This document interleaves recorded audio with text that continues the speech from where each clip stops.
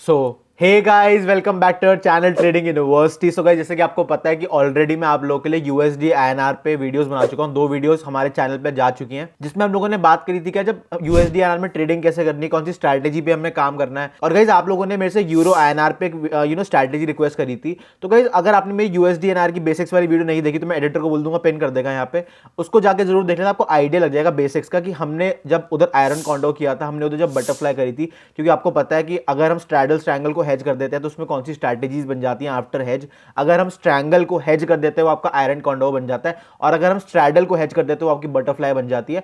तो कहीं ना कहीं मैं बार बार ये बोलता हूं, चाहे हम ऑप्शन बाइंग करें, चाहे हम ऑप्शन सेलिंग करें, चाहे हम इंडियन स्टॉक मार्केट में ट्रेड कर रहे हैं, चाहे हम फोरेक्स में ट्रेड कर रहे हैं, हमें हमेशा हेज पोजीशन पे ही काम करना होता है। और हमने यूएसडी आईएनआर वाली वीडियो में जब ऑप्शन चेन को एनालाइज किया था, उसमें हम एक चीज देख पा रहे थे कि उसकी वीकली एक्सपायरी और मंथली एक्सपायरी के बारे में बात करी थी।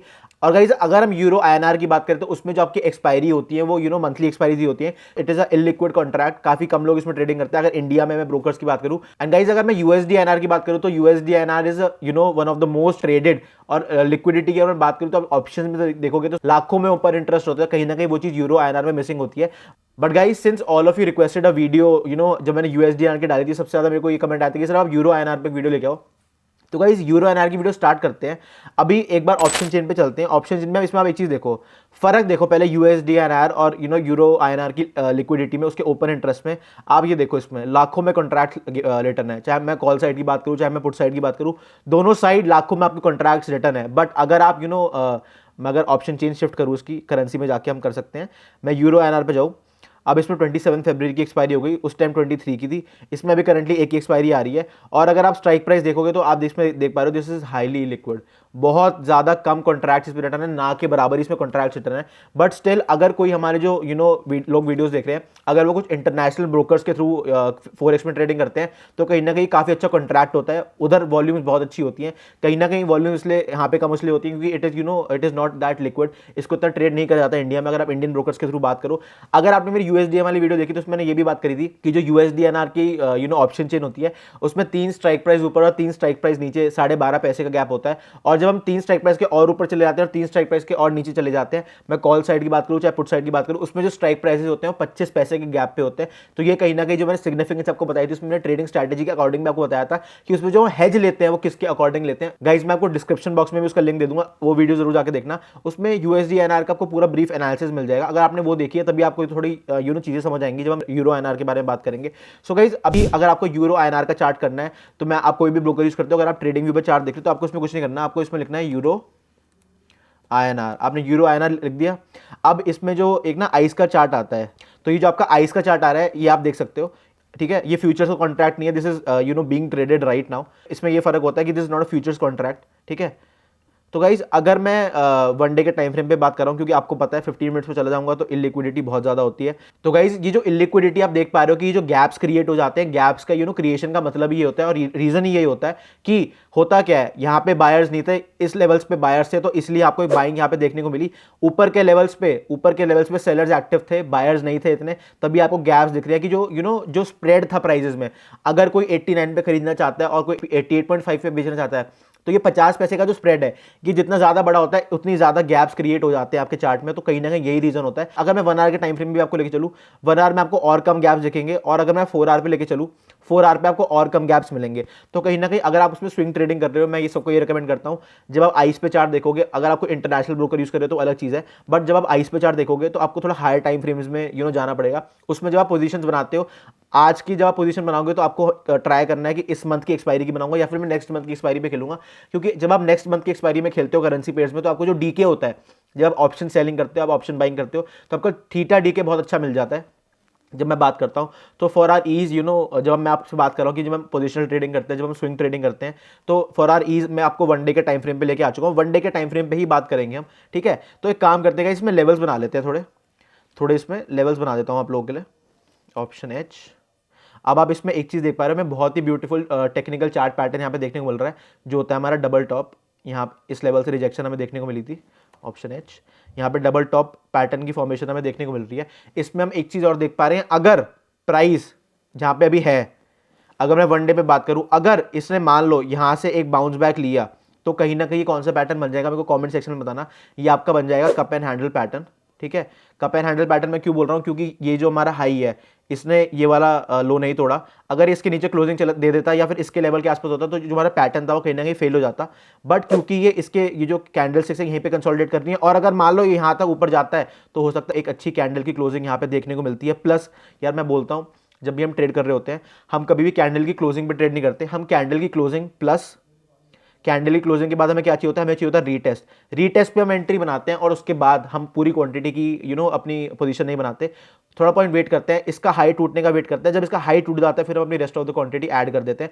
क्योंकि यार जब मैं बात करूं कि हमें ना, जब हम ट्रेड में होते हैं ना, हमें ऐसा काम करना होता है कि हमें हमारी जो ट्रेड में प्रोबेबिलिटी है, हमारी ट्रेड में प्रोबेबिलिटी बढ़ जाए। कोई भी हम ट्रेड कर रहे हैं, हम इंडियन स्टॉक मार्केट में ट्रेड कर रहे हैं, हम फॉरेक्स में ट्रेड कर रहे हैं, हमें चांसेस बढ़ाने होते हैं अपनी डायरेक्शन में जाने के, हमें प्रोबेबिलिटी बढ़ानी होती है जो हमारी ट्रेड है उसको सक्सेसफुल करने की। सो गाइस जैसा कि अभी हम बात कर रहे थे कि कहीं ना कहीं जब हम रीटेस्ट पे ट्रेड कर रहे हैं, जब हमें पता है कि एक हमें कैंडल की क्लोजिंग चाहिए, उसके बाद फॉलोइंग कैंडल चाहिए, उसके बाद ही हम ट्रेड करेंगे, और हमें अच्छी वॉल्यूम्स चाहिए, द ट्रेड जो हम कर रहे हैं, जो प्रोबेबिलिटी बढ़ानी है ट्रेड की, जिस ट्रेड में हम बैठे हैं उसको अगर इंक्रीज करना है तो कहीं ना कहीं हमें वॉल्यूम सपोर्टेड चाहिए होता है। अगर उस ट्रेड में वॉल्यूम्स नहीं होगी तो भले ही आपको एक रीटेस्ट देखने को मिला था, आपको एक फॉलोइंग कैंडल ऊपर की तरफ भी देखने को मिली थी, बट इवेंचुअली क्या होगा, वो जो आपकी कैंडल है ना, वो ऐसे विक बना के नीचे बॉडी यहाँ पे क्लोज कर देगी। कहीं ना कहीं आपको एक इन्वर्टेड हैमर टाइप की चीज देखने को मिलेगी, आपको एक शूटिंग स्टार देखने को मिल सकता है। तो इस केस में क्या होता है, जो आपकी विक है ना, विक ही आपके इस लेवल के ऊपर क्लोजिंग दी नहीं उसने। एक्चुअली मैं बात करूं, जब भी ब्रेकआउट को सस्टेन करना होता है ना, तो ये जो हमारी बॉडी होती है कैंडल की, ये जो हमारी बॉडी होती है कैंडल की, इसको हायर लेवल्स पे सस्टेन करना होता है, इसको ब्रेकआउट वाले लेवल्स पे सस्टेन करना होता है, तभी उसको ब्रेकआउट कंसिडर किया जाता है। जब मैं बोल रहा हूं ना वॉल्यूम सपोर्टेड, जो भी आपका ट्रेड होता है, चाहे वो ब्रेकआउट का हो, ब्रेक डाउन का हो, अगर वो वॉल्यूम सपोर्टेड नहीं है तो आपको पता चल जाएगा कैंडल स्टिक की फॉर्मेशन से। को अगर मान लो ब्रेकआउट की ट्रेड है और अगर मान लो जो कैंडल है वो सस्टेन नहीं करी, तो आपको हो सकता है ऐसी कैंडल देखने को मिले। अगर अगर मान लो आपका ब्रेक डाउन जो है, ब्रेक डाउन सस्टेन नहीं करा, तो हो सकता है आपको ऐसी कैंडल देखने को मिले। आपको अगर ब्रेक डाउन के टाइम ऐसी कैंडल देखने को मिल रही है और ब्रेकआउट के टाइम आपको ऐसी कैंडल देखने को मिल रही है, तो इसका मतलब यही है कि जिस ट्रेड में आप बैठे थे that was not volume supported. So guys, अगर मैं और लेवल्स की बात करूं, अगर आप करंटली प्राइस देखो तो 89.359 का चल रहा है। अगर मैं यूरो आईएनआर पेयर की बात करूं कि जो 1 यूरो है आपका, वो अप्रोक्सीमेटली 89.36 रुपीज़ का है, अगर मैं उसको ट्रांसलेट करके बताऊँ आप लोगों के लिए। तो गाइस इसमें मेन चीज़ क्या देखने वाली है, इसमें मेन चीज़ ये देखने वाली है कि हमारे और क्या लेवल्स बन सकते हैं। अब इसमें हम एक चीज़ देख पा रहे हैं कि हमारे जो लेवल्स हैं वो कंसोलिडेशन के लेवल्स बना रहे हैं हम, क्योंकि ब्रेकआउट करेंसी पेयर्स में इतनी आसानी से नहीं आता है। Currency pairs over the time consolidate ही करते हैं। अगर मैं 1 वीक पे बात करूं तो 1 वीक पे हमें दिखेगा कि इसने ये ओवरऑल ऊपर गया है, 1 डे पे इतना पता नहीं चलता था। और आप 1 वीक पे एक और चीज देख पा रहे हो कि इसने जब रिजेक्शन ली, ये मैं बोल रहा हूँ डबल टॉप पैटर्न, इसने जो रिजेक्शन ली थी अपने लाइफ टाइम हाई से ली थी, इसका लाइफ टाइम हाई की आप विक देख पा रहे हो एक्जैक्टली इसी लेवल पे है। रिजेक्शन लेने के बाद ये एक्जैक्टली उसी लेवल से रिवर्स हुआ 2 बार। ये पहली बार इस लेवल इसने रिवर्स लिया था, और सेकंड टाइम इसने जब दोबारा प्राइस सस्टेन नहीं किया हायर लेवल्स पे, तो इसने एक्जैक्टली एक डबल टॉप टाइप का फॉर्मेशन बनाया था। अब कहीं ना कहीं हम बात करें तो आपको और भी चार्ट पैटर्न्स देखने को मिल रहे हैं। अगर मैं आपको 1 वीक टाइम फ्रेम पे बात करूं तो मेरे को अभी आप लोगों के सामने बैठे बैठे मेरे को inverse head and shoulder pattern आपका देखने को मिल गया। और मैं आपको बार बार ये बताया कि जो आपका inverse head and shoulder pattern होता है उसमें हम टारगेट्स कैसे निकालते हैं।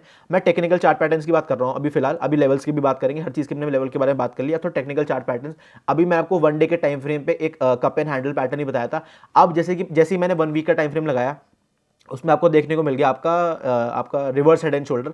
और मैंने आपको रिवर्स हेड एंड शोल्डर में बताया कि यार कोई भी मार्केट हो, टेक्निकल्स हमेशा फॉलो होते हैं उसमें। चाहे आप इंडियन स्टॉक मार्केट की बात कर लो, आप फॉरेक्स की बात कर लो, कमोडिटी की बात कर लो, आप क्रिप्टो की बात कर लो, कि कोई भी जो जितनी भी आपके एसेट क्लासेस हैं, डिफरेंट एसेट क्लासेस हैं, सब में आपके टेक्निकल्स फॉलो होते हैं। मैंने आपको बताया था कि जब हम कप एंड हैंडल पैटर्न की बात करते हैं, जब हम inverse head and shoulder pattern की बात करते हैं, तो उसमें टारगेट्स कैसे कैलकुलेट होते हैं, उसमें टारगेट्स आपकी डेप्थ के अकॉर्डिंग कैलकुलेट होते हैं। तो अगर मैं इस डेप्थ से, ये आपकी नेकलाइन है, ये जो आपकी लाइन है जहाँ पे प्राइस ने रिजेक्शन लिया है, ये वाला जो पॉइंट है, अगर मैं आपको बना के दिखाऊँ, ये वाला जो पॉइंट है ये आपकी नेकलाइन है, ये वाली जो लाइन मैंने बनाई हुई है आप लोगों के लिए, this is the neckline of your pattern inverse head and shoulder. तो इसमें हमें क्या करना है, हमने डेप्थ के अकॉर्डिंग टारगेट निकालना हो, तो ये थोड़ा 1 वीक टाइम फ्रेम पे ही अचीव होगा, बट अचीव जरूर होगा, क्योंकि टेक्निकल चार्ट पैटर्न्स फॉरेक्स में फॉलो होते हैं, क्रिप्टो में फॉलो होते हैं, आपके हर एसेट क्लास में फॉलो होते हैं।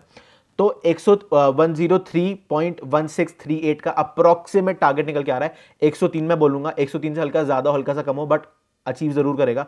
टेक्निकल चार्ट पैटर्न बना है।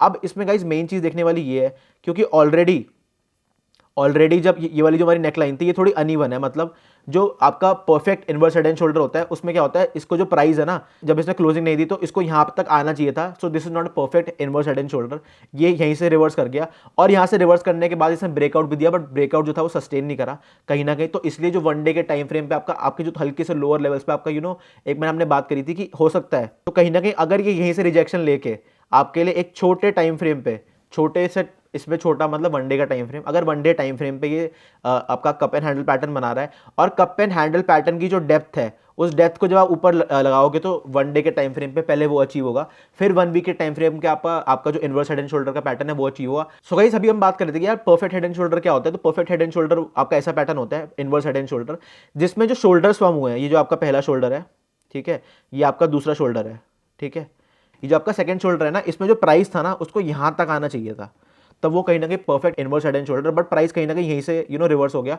तो अगर इसका ब्रेकआउट आता है तो हो सकता है टारगेट अचीव हो सकता है ना अचीव हो, बट कहीं ना कहीं क्योंकि डेप्थ के अकॉर्डिंग अगर आप देखो तो ये एक inverse cup and handle pattern भी बन रहा है, तो उसका भी जो टारगेट होगा वो डेप्थ के अकॉर्डिंग ही निकलेगा और सेम टारगेट होगा उसका।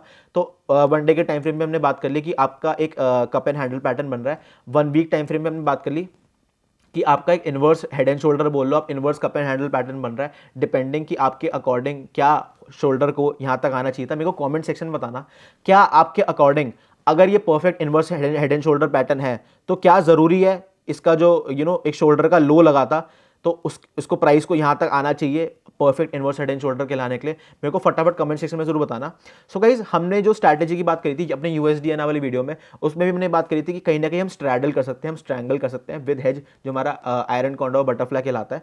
तो अगर मैं आप लोगों के लिए यहाँ से ड्रॉइंग्स मिटा दूँ तो अभी हम इसमें देख पा रहे हैं कि जो प्राइस है उसने एक सॉर्ट ऑफ मैं बोलूंगा ड्रैगन फ्लाई डोजी बनाई है, यहाँ पे ड्रैगन फ्लाई डोजी बनाई है, फिर लॉन्ग लेग डोजी। तो मतलब जो प्राइस है वो कहीं ना कहीं इन लेवल्स पे सस्टेन कर रहा है, जो प्राइस है हमारा वो इन लेवल्स पे सस्टेन कर रहा है depending on the just by judging by the candle formation. तो कहीं ना कहीं हम क्या कर सकते हैं, हम इसमें यहाँ पे नीचे पुट शॉर्ट कर सकते हैं, डिपेंडिंग कि आप एटीएम कर रहे हो, डिपेंडिंग कि आप आईटीएम कर रहे हो, डिपेंडिंग कि आप ओटीएम कर रहे हो, डिपेंडिंग कि आपकी रिस्क एपेटाइट कितनी है, ठीक है। मेरे को कमेंट सेक्शन में बताना क्या मैं आप लोगों को स्ट्रैटेजी बिल्डर पे एक प्रॉपर ट्रेड एग्जीक्यूट करके दिखाऊं, ट्रेड बना के दिखाऊं कि कौन सी स्ट्रैटेजी कैसे काम करती है और कैसे आपका ब्रेक इवन कैलकुलेट होता है अगर मैं फोरेक्स की बात करूं, और गाइस कैसे आपका पे ऑफ चार्ट कैलकुलेट होता है जब हम ऑप्शंस ट्रेडिंग करते हैं। जिन्होंने सेंसिबल पे स्ट्रैटेजी बिल्डर यूज किया उनको पता है मैं क्या बात करूं। हमने ऐसे तो बात कर ली कि यहाँ पे पीई शॉर्ट, यहाँ पे सीई शॉर्ट, या फिर जो सेम स्ट्राइक प्राइस का सीई पी शॉर्ट कि 89 का सीई पी आपने शॉर्ट कर दिया, आपने 89.25, 89.5, 89.75 इनका सीई पी शॉर्ट कर दिया। मेरे को कमेंट सेक्शन में बताना कि आपको एक स्ट्रैटेजी बिल्डर पे एक एक डेडिकेटेड वीडियो चाहिए, फोरेक्स के बारे में बात कर रहा हूं, मेरे को कमेंट सेक्शन में फटाफट बता देना। मैं आप लोगों के लिए नेक्स्ट वीडियो जो बनाऊंगा वो स्ट्रैटेजी बिल्डर को बना दूंगा फोरेक्स में, हम उसमें बताएंगे कि कैसे कौन सी स्ट्रैटेजी बेस्ट काम करती है, कैसे पे ऑफ चार्ट कैलकुलेट करते हैं, कैसे ऐसा लगाना, कैसे टारगेट बनाना, कैसे ब्रेक इवन कैलकुलेट होता है जब हम ऑप्शन सेलिंग की बात करते हैं। तो गाइज आई होप आपको हमारी वीडियो पसंद आएगी। आज हमने डिस्कस किया कि जब हम ऊपर से सी शॉर्ट कर रहे हैं, हम नीचे से पी शॉर्ट कर रहे हैं, तो हमने क्या किया, हमने मार्केट को एक रेंज दे दी जो हम ऑप्शंस में करते हैं, सेम चीज़ इसमें भी करी है, कोई फर्क नहीं है, एसेट क्लास अलग अलग है सारी हमारी मनी मार्केट्स ही, हम फोरेक्स की बात करें, हम क्रिप्टो की बात करें, हम कमोडिटी की बात करें, हम इंडियन स्टॉक मार्केट में डेरिवेटिव्स की बात करें, इक्विटी की बात करें, ये सारे हमारे अलग अलग सेगमेंट्स हैं। सेगमेंट्स में क्या है, एसेट क्लासेस हैं, डिफरेंट अलग अलग मनी मार्केट्स हैं, बट कॉन्सेप्ट सब में सेम यूज होता है, सब में टेक्निकल्स फॉलो होते हैं, सब में फंडामेंटल्स फॉलो होते हैं, सब में जब आप स्विंग ट्रेडिंग में जब टेक्निकल्स के अकॉर्डिंग, चार्ट पैटर्न्स के अकॉर्डिंग, जो हमने आज चार्ट पैटर्न्स डिस्कस किए उनके अकॉर्डिंग टारगेट्स लगाते हैं, वो भी अचीव होते हैं। बट डिपेंडिंग कि आपने क्योंकि वन वीक टाइम फ्रेम पे लगाए तो हो सकता है वो एक साल में अचीव हो सकता है, 1.5 साल, 2 साल, 3 साल में अचीव हो, बट वो अचीव जरूर होगा। ये लिखवा लेना, जो अभी हमने टेक्निकल्स के अकॉर्डिंग एक टारगेट्स डिसाइड किए अचीव होंगे। तो गाइस मेरे को कमेंट सेक्शन में बताना कि आपको एक डेडिकेटेड स्ट्रैटेजी बिल्डर पे फोरेक्स पे वीडियो चाहिए नहीं चाहिए। उसमें मैं आप लोग के लिए क्योंकि यार करेंसी पेयर्स में क्या होता है, इनमें ना मूवमेंट ज़्यादा नहीं होती है, ठीक है, करेंसी पेयर में मूवमेंट ज़्यादा नहीं होती है, हमारे ऑप्शन की तरह नहीं होगा भाई 20 का ऑप्शन मैं खरीदा वो 150 का हो गया, वो 100 का हो गया, तो वो सिनेरियो 20 का 40 हो गया, 40 का 50 हो गया, तो वो सिनेरियो फोरेक्स में नहीं रहता। फोरेक्स इज अगर मैं बात करूँ, forex is a slow moving market, ऐसे मूव करती है फोरेक्स, हल्का सा फिर ऐसे ऐसे ग्राफ चलने लग जाएगा, फिर दोबारा ऐसे ऐसे ग्राफ चलने लग जाएगा, फिर दोबारा ऊपर जाएगी। तो कहीं ना कहीं ऐसे एक अगर मैं बात करूँ ऐसे लाइन ग्राफ बनता है और ऐसे ही कैंडल स्टिक्स बनती हैं 4x में। तो क्योंकि बहुत स्लो मूविंग ग्राफ होता है तो इसमें जो ऑप्शन सेलिंग होती है बहुत ज़्यादा सक्सेसफुल होती है। अगर मैं ऊपर का सी शॉर्ट कर रहा हूँ, मैं नीचे का पी शॉर्ट कर रहा हूँ, तो मैंने एक स्ट्रैंगल बना लिया, स्ट्रैंगल को हेज कर दूंगा तो आयरन कॉन्डो बन जाएगा। अगर मैं सेम स्ट्राइक प्राइस पे खेल रहा हूँ, अगर मैं 89 का ही सेम स्ट्राइक प्राइस का सेलिंग कर रहा हूँ, सीई पी दोनों शॉर्ट कर दिए मैंने, और अगर मैं उसको हेज कर दूँ दूर के सीई पी से, तो वो हमारा बटरफ्लाई कहलाता है। मेरे को कमेंट सेक्शन में बताना, क्योंकि आपको पता है, आपको इतना, आपने मेरी 2 वीडियोस देखी यूएसडी एनआर पे, तो आपको बेसिक पता चल गया होगा कि सेम स्ट्रैटेजी यूरो आईएनआर में अप्लाई होगी। सो गाइज, आई होप आपको हमारी ये वीडियो यूरो आईएनआर पे पसंद आई होगी। आई होप आपको टेक्निकल चार्ट पैटर्न जो मैंने बना के दिखाए हैं वो आपको पसंद आए होंगे।